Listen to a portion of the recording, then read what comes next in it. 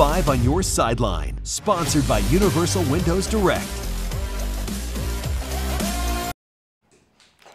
Welcome into 5 on Your Sideline. I am Corey Miller, and Annie, I am absolutely pumped for our matchups tonight. We got some great games on the slate all over town. I couldn't agree more, Corey. I'm Annie Krall, and with a lineup like this, I think we should get right into it. Why don't you kick things off, Corey? Let's do that. Battle for the Southwestern Conference title tonight. Edwardsville at East St. Louis. Tough battle in this one. Defenses stood tall. Flyers just trip up Tiger QB Yale Weaver for the sack right there. Let's go offense now. The Flyers gave it to running back Larevius Woods, who comes right past our camera and into the end zone for 6 points. Like I said, this was a defensive game, though, and the #1 defensive player in the state got his highlight. Yosei Epinesa with the sack for Edwardsville, but it is the Flyers who get the conference title. East St. Louis wins 14-7. Annie. How about Chaminade hosting Hillsborough for senior night on Friday? Chaminade QB Johnny Carlin finds DK Weaver, who he finds again, so don't worry about that, dragging a defender. Then a trick play with some hot potato. Eventually, Carlin gets the ball back and finds his wide receiver open again. Weaver does it one more time. Pretty proud of that for 6. But this may be my favorite play of the night. Getting through traffic, Hillsborough senior Chris Duncan can't be caught. Finds the end zone, untouchable touchdown right there, but it's going to be Chaminade who pulls out a huge win, 62-35. SLU hosting the St. Mary's Dragons tonight, and Junior Bills quarterback Kyron Ellaby was slinging it. Perfect pass to Zach Allen through the defense. Touchdown, SLU. Later on, look at this heave from Ellaby.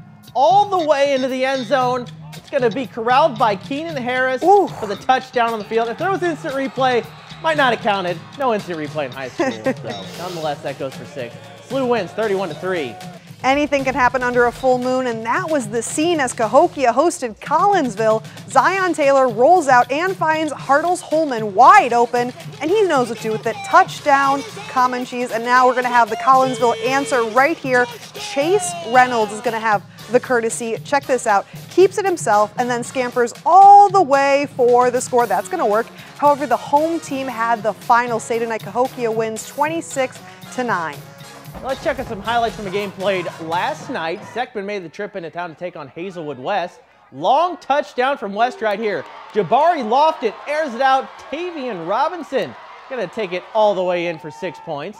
The Seckman Jaguars are undefeated for a reason, though. Brody Kuby to number 99, Landon Meyer for a touchdown. We love a big man score, don't we, Annie? That's going to work right there. Seckman wins 41-7. But how about Lindbergh and Lafayette battling it tonight? Flyers QB Sam Estrada, he gets intercepted pretty darn quick. A little bit of a bobble, but guess who picks it up? Jeremy Williams gets the pick. Then the very next play, Lindbergh's Javante Tiller gets the interception, just back-to-back interceptions. A missed kick return gives the Lancers some incredible field advantage with Lindbergh running it in. Senior Connor Lanham is the one who punches it.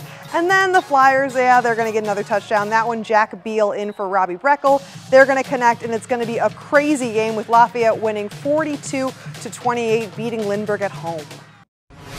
Tackle Hunger 3, sponsored by Neighbors Credit Union, your neighbor for life.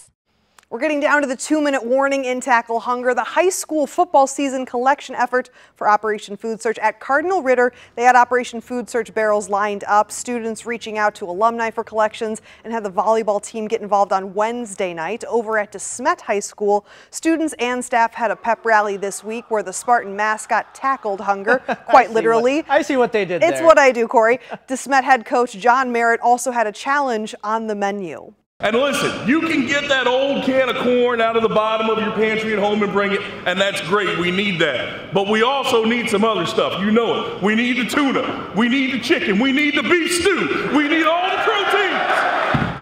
I couldn't have said it better myself. Time for the big reveal. DeSmet brought their A game this week, collecting 5,835 pounds of food this week. A total of more than 6,100 pounds was collected between the two schools. That will help feed 1,530 people for an entire day.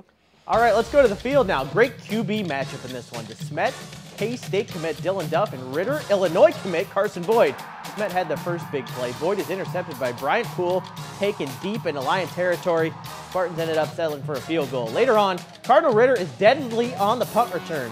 Deshaun Stevenson takes that one off the bounce, runs it all the way down to about the 10-yard line. Jets, my God. Plays later, Boyd to Jerian Miller.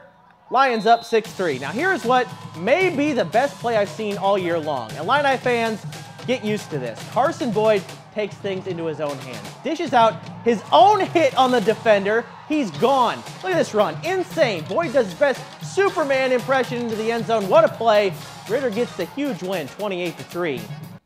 Well, for the last half century, Coach Dale Gildahouse has roamed the sidelines of Missouri. For the last 38 of those years, he's done it at St. Francis Borgia. This will be his final season, and his Knights are well on their way to sending him into retirement in style. Set, go! That was a 1. That was a 2. You don't have to be around 73-year-old Dale Gildahouse for very long to see this is one passionate man. It's just the amount of energy he has. I really don't know where he gets it from. It takes even less time to see what he's passionate about. This is all I've done for 52 years, football. My granddaughter Anna will say, Papa, football, football, football. Do you ever think of anything else? No. Set, go! Here he comes, that moment is right here. For 38 years, Gildahouse has led the Borgia Knights into battle. He's won 300 games, a state championship, and guided multiple generations of young men. It's kind of cool to have all these kids that played for me back in the '87 when I started here, and now I'm coaching their sons. My dad was there for his first win, and then I was there for his 300th, so that was cool. But Coach will be the first to tell you, his biggest impact has nothing to do with the wins. These boys here, I've said this many times, they're my boys, they're my family. Sometimes my wife, God love her, I'll get a phone call at 10 o'clock at night, Coach, all right, I'm there. Weekends, Coach, I need you. Parents, what, I'm there. And one young man came back from Colorado. He was an admiral in the Marines, played for me, admiral in the Navy, had a ship out in the, he was way up there. Being admiral, he came back. And he said, Coach, I want you to know, holy cow. He emphasizes that over and over again, that once you play here, you're part of the Borgia football family. And he's just a leader. He's got a way of pulling everybody together and making everybody feel like they have a stake in the team, you know. Now the Knights are off to a 7-0 start in Coach's final season. But as he says all the time, it's not about him. I think like right before his 300th win game, we said 300 on 3, and I mean, immediately after that, it was just like, hey, this is about you guys, not about me. We tell him all the time, Coach, it's about you. You know, this is your last season. We're not just doing this for us, we're doing this for him as well. Whenever that final clock strikes 0, an era at Borgia will end. But a new one begins for their legendary coach. What am I going to do next year? I don't know. But my wife wants to go somewhere, so we're going to go. And the football family he created carries on. And when they come up to me and say, Coach, thank you for taking care of my son through thick and thin and being there on the weekends, when they call, you betcha. That means more than anything in the world. So I can kind of smile and say, the good Lord's blessed me, and we move on.